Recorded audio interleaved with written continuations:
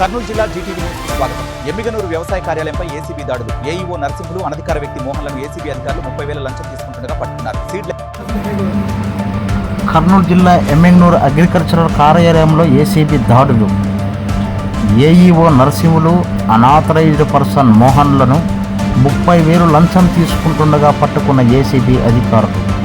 Seeds licence ఇవ్వడానికి లంచం demand చేసిన అధికారులు బాధితుడు మహాలక్ష్మి ట్రేడర్స్ రంగన్నగౌడు ఫిర్యాదుతో కేసు నమోదు చేసి దాడి చేసిన ఏసీబీ అధికారులు.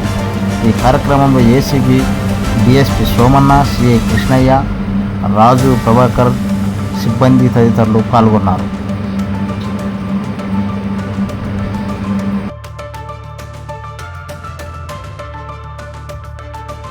చూస్తూనే ఉండండి జీటీవీ న్యూస్ను. నిజం మా ధ్యేయం, సమతా సంక్షేమం మా లక్ష్యం. మరిన్ని వార్తల కోసం సబ్స్క్రైబ్, లైక్, షేర్ చేయండి. నమస్కారం.